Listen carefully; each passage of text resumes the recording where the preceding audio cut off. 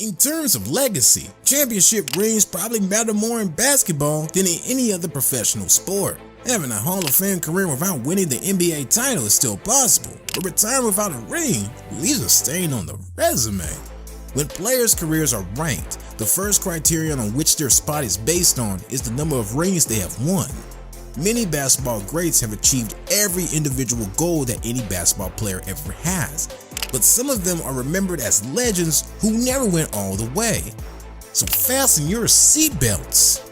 We are taking off. Number 10, Dominique Wilkins. One of the NBA's true marquee players for more than a decade, Dominique Wilkins earned the nickname Human Highlight Film with spectacular individual plays. He was a member of the NBA All-Rookie team in 1983, 7 times was selected on all NBA teams including the All-NBA First Team selection in 1986, and made 9 consecutive All-Star selections.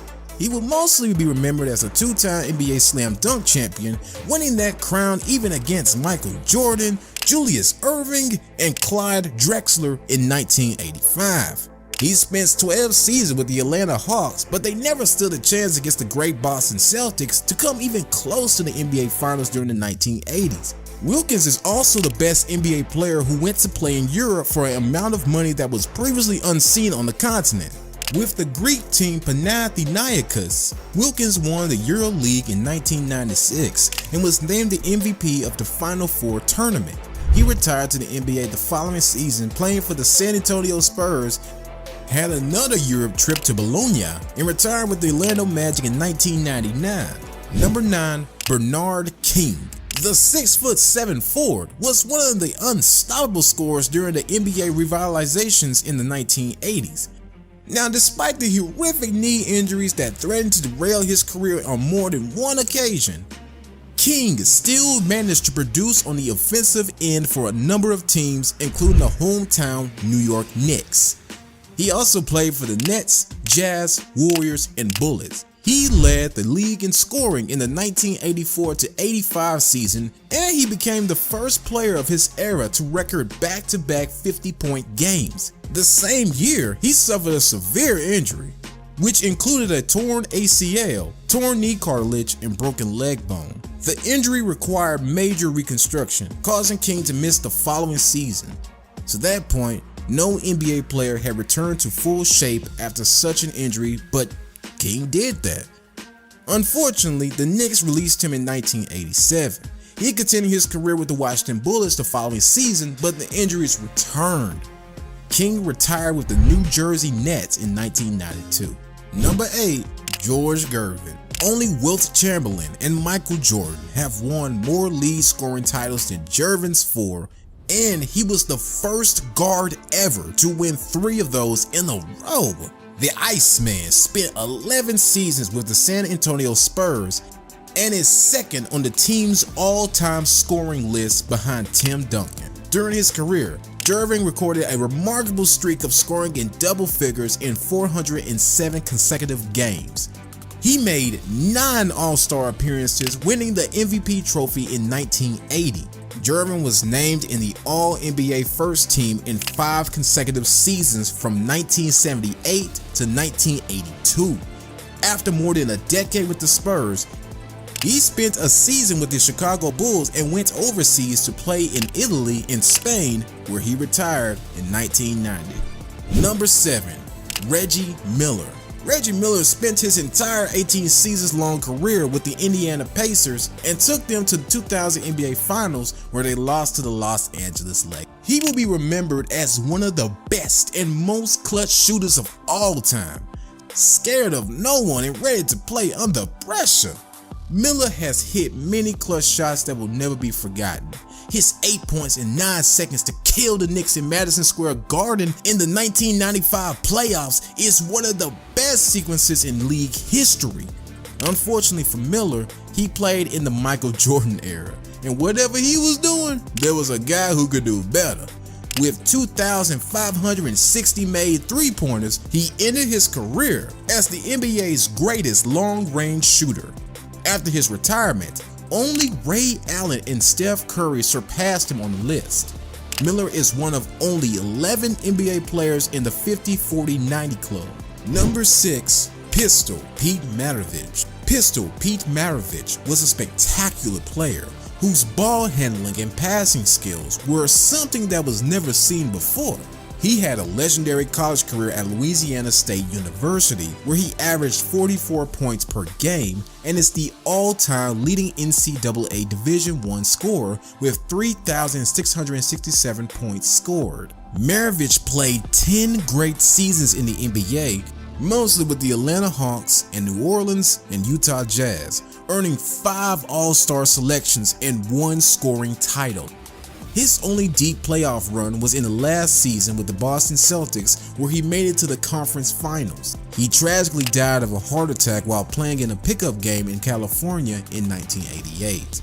He was only 40 years old. Number 5. Allen Iverson.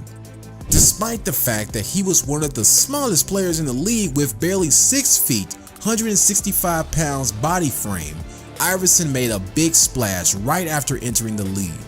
He led the Sixers with 23.5 points per game and won the Rookie of the Year award in 1997. His quickness and his signature crossover dribble often left even the best defenders helpless, including his idol Michael Jordan. With his baggy clothing, flashy jewelry, and braided hair, he influenced the league culture.